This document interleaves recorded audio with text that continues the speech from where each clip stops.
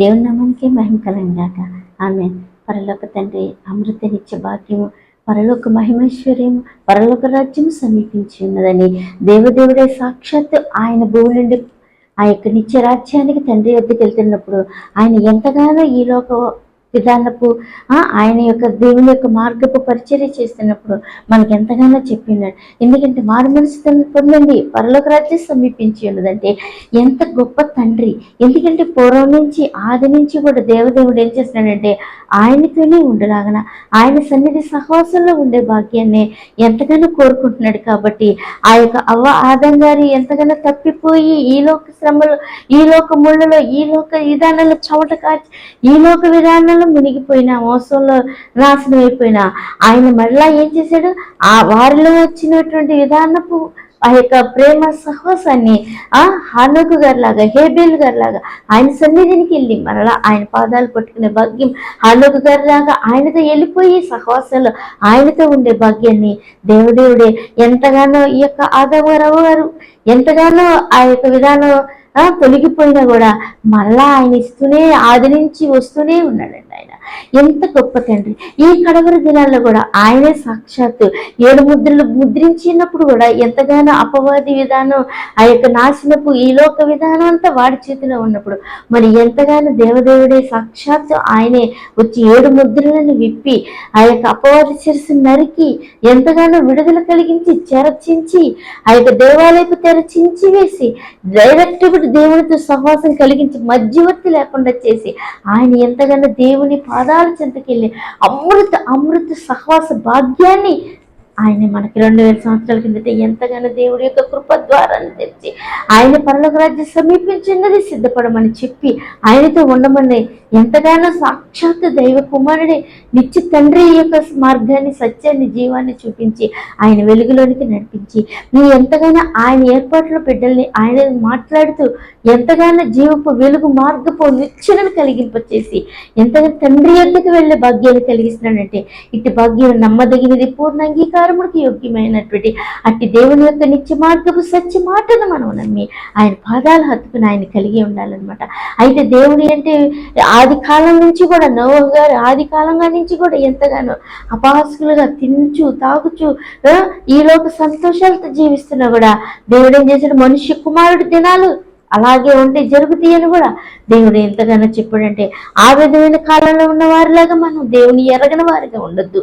దేవుని యొక్క నిత్య రాజ్యం సమీపించినదే ఆయనతో ఉండలాగా ఆయన ఎంతో ఇష్టపడుతున్నాడు. ఆయనతో ఉండలాగన ఆయన మాట వింటే, మారు మనసు నిందితే, ఆయన చేత క్షమించబడితే ఆయన నిత్య మార్గపు నిచ్చెన ఎక్కటానికి, ఆయనే మార్గమండి తీసుకెళ్తానికి ఎంతగానో కృపాద్వారం తెలిసినట్టు దేవదేవుడు సాక్షాత్తు దైవ కుమారుడు క్రీస్తు ప్రభువారు మన కోసం వచ్చి ఎంతగానో పరలోక సందేశాన్ని, పరలోకపు ద్వారాన్ని, పరలోకపు తాళపు చేతుల్ని ఎంతగానో దేవుడు మనకు అందింప చేసినప్పుడు ఇటు భాగ్యాన్ని, ఇటు రక్షణ భాగ్యాన్ని మనం పొందుకుని మనం ఆయన మీద మనసు పెట్టి ఆయన కలిగి ఉండి ఆయన పొందుకున్నామంటే ధన్యులు అనమాట. అసలు 1000 నోళ్ళు కూడా సరిపోవు అనమాట. అంత ధన్యపు నిత్య పరలోక రాజ్యపు దేవుని పాదాలు చెంతకెళ్తాం అనమాట. అపవాదితో ఆ యొక్క పురుగు చావుదు, అగ్ని ఆరద, నరకపు నాశనం నుంచి మనం తప్పించబడి నిత్య దేవుని వద్దకు వెళ్తానికి సాక్షాత్తు దేవుడే మనకి కృపద్వారం తెరిచాడు. ఆయన నమ్మితే, ఆయన విశ్వసించితే, ఆయనను ప్రభువుగా స్వీకరిస్తే, ఆయన మాట ఏంటి అని వెతికితే, ఆయన కోసం హృదయాన్ని తలుపు తీస్తే ఆయన లోపలికి వచ్చి ఎంతగానో దేవుని యొక్క దర్శన భాగ్యపు నిత్య మార్గాన్ని చూపిస్తున్నప్పుడు మనం ఆయన మాట వింటే, ఆయన విశ్వసిస్తే, ఆయన పక్షాన్ని ఉంటే మనం ఎంతో భాగ్యపు ధన్యత నిత్య దేవుని యొక్క మార్గంలోనికి మనం వెళ్ళిపోయి ఈ ఆత్మ రక్షించబడి రక్షణ భాగ్యంలోనికి మనం వెళ్ళటానికి అమృత సదవకాశాన్ని, గొప్ప జీవపు భాగ్యపు అదృష్టాన్ని మన కోసం పెట్టిన ఇట్టి జీవాధిపతిని మనం సంపాదించుకొని ఆయనలోకి వెళ్ళి ఆయన పొందుకున్నామని. ఎందుకంటే దేవుని యొక్క వాక్యం ఈ యొక్క లోక పరిచర్య ఆయన దేవుని మార్గాన్ని వెల్లడించి తండ్రి దగ్గరికి ఆరోహణం అయిపోయినప్పుడు ఆయన యొక్క దాసులకు ప్రత్యక్షత కలిగించాడు. ఆయన దాసులకు ప్రత్యక్షత కలిగించి ఏమని చెప్తున్నాడో, ఆయన సమస్త పురుగులు సమస్త విధమైనటువంటి ఒక దుప్పట్లో ఉండి దాన్ని నువ్వు స్వీకరించి తినమని అంటున్నాడు.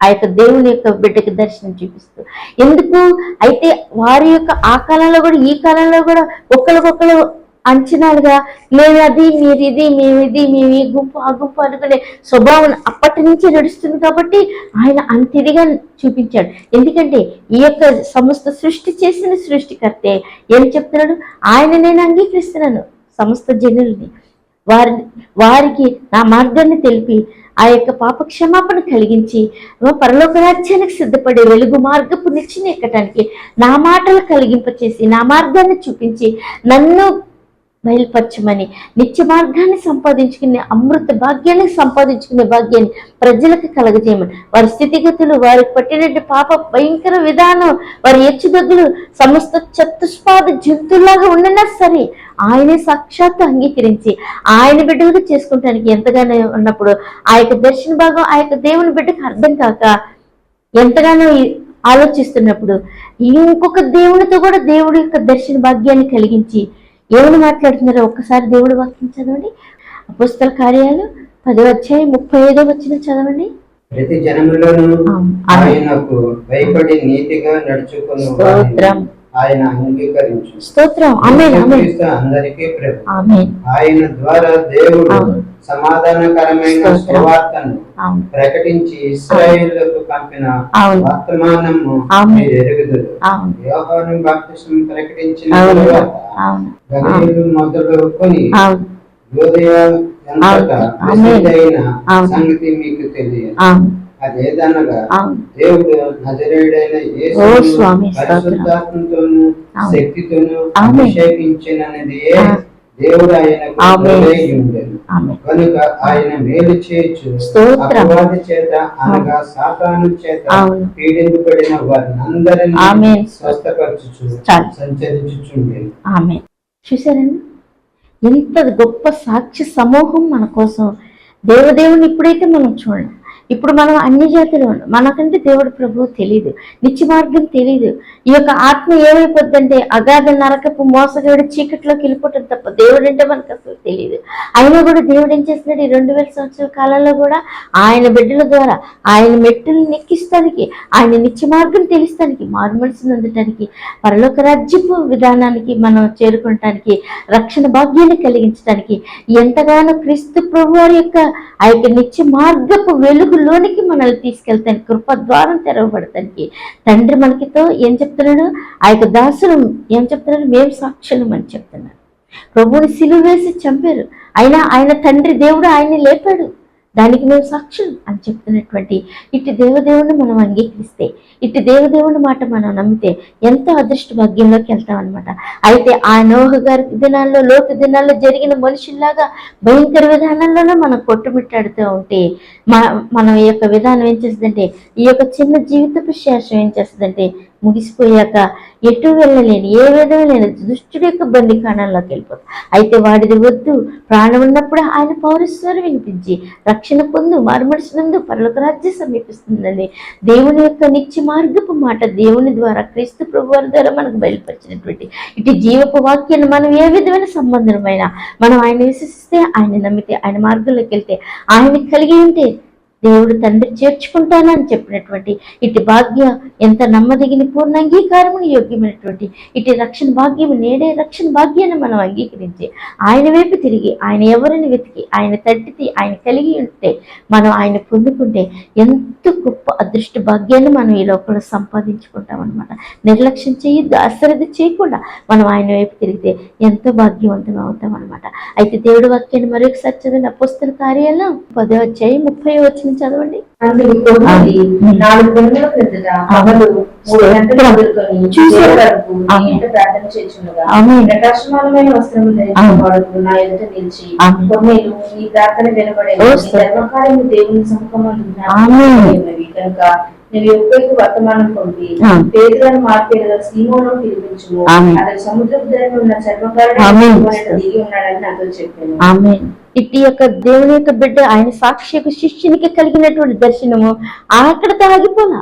ఈ యొక్క విధానపు బంధాన్ని కలిగించడానికి, దేవుని బయలుపరచడానికి, ఆ రక్షణ మార్గంలోకి తీసుకురావడానికి ఈ ఇద్దరిని కూడా ఎలా జతపరుస్తున్నాడో చూడండి దేవదేవుడు. పేతురు గారిని, కొర్నేలు గారి యొక్క దర్శనం, పేతురు గారి దర్శనాన్ని కూడా ఆయన దుప్పటితో దించినటువంటి ఆ చతుష్పాద జంతువుల యొక్క అర్థం కూడా తెలిపి ఎంతగా వారిని ఐక్యపరుస్తూ నడిపిస్తూ నిత్య మార్గాన్ని కలిగి చేస్తున్నాడంటే ఎంత గొప్ప భాగ్యం కొర్నేలు గారు. వాళ్ళ కుటుంబంలో కూడా దేవుని యొక్క ఆత్మను, దేవుని యొక్క పాదాలు వెతుకుతున్నారు వాళ్ళు కూడా. అయితే మనం కూడా అట్టి భాగ్యంలో ఉంటే ఆ యొక్క నిత్య మార్గాన్ని, నిత్య దేవుని మనం కలిగి ఉండటానికి ఎంతగానో మార్గం చూపుతున్నాడు. ఒకసారి చదవండి దేవుడి వాక్యాన్ని. అపోస్తల కార్యాలు 10వ అధ్యాయం 10వ వచనం చదవండి. అతడు మిక్కిలి ఆకలిగొని భోజనం చేయబోయాను. ఇంటి వారు సిద్ధం చేస్తుండగా అతను ఆకాశం తెరబట్టయు 4 చెంగులు పట్టి దిబ్బబడిన పెద్ద దుప్పటి వంటి ఒక విధమైన పాత్ర భూమి మీద దిగి వచ్చుటయు చూచెను. అందులో భూమి యందు సకల విధమైన చతుష్పాద జంతువులు ఆకాశ పక్షులను ఉండేవి. లేచి చంపుకొని తినమని శబ్దం అతనికి వెలువడేను. అయితే పేతురు, వద్దు ప్రభువా, నిషిద్ధమైనది అపవిత్రమైనది తినలేదని చెప్పగా దేవుడు పవిత్రం చేసిన వాడిని ఎంచవద్దని వాళ్ళ 2వ మార శబ్దం అతనికి వెలువడేను. ఇలా జరిగింది. వెంటనే ఆ పాత్ర ఆకాశంలో ఎత్తబడేను. చూసారండి, ఇక్కడ కొర్నేలు గారికి దేవుడి యొక్క ప్రత్యక్షత కలిగింది, దేవుని దూత బయలుపరచబడింది. అయితే పేతురు కూడా ఆయన ఉన్నాడు, ఆయన పిలిపించుకుని రక్షణ మార్గాన్ని, ఆ యొక్క ద్వారాన్ని తెరిచి విధానపు తాళం చెయ్యి ఆయన దగ్గర ఉంది. అయితే దేవుని మార్గాన్ని తెలియపరిచాడని ఎంతగానో కొర్నేలు గారికి కూడా ఆయన బయలుపరిచాడంటే ఇది ఎంత అమృత సత్య భాగ్యం. ఇటు ఎంత నిత్య జీవపు దేవుని యొక్క విజయపు భాగ్యాన్ని, నిత్య జీవపు భాగ్యాన్ని కలిగి చేస్తున్నాడు. అక్కడ పేతురు గారికి కూడా ఏం చెప్తున్నాడు, ఆ యొక్క దుప్పట్ల చతుష్పాద జంతువులు కూడా ఎంత చూపించినప్పుడు తినమన్నప్పుడు నేను తిన్న ప్రభువా అని మనం కూడా ఎలాగ ఆలోచనలు చేసేసి మనం కూడా ఈ లోక ధర్మం, ఈ లోక విధానం నడుచుకుంటూ వెళ్ళిపోతాము. ఆయన కూడా నేను తినను ప్రభువా, ఇటువంటి జంతువులు నిషేధం.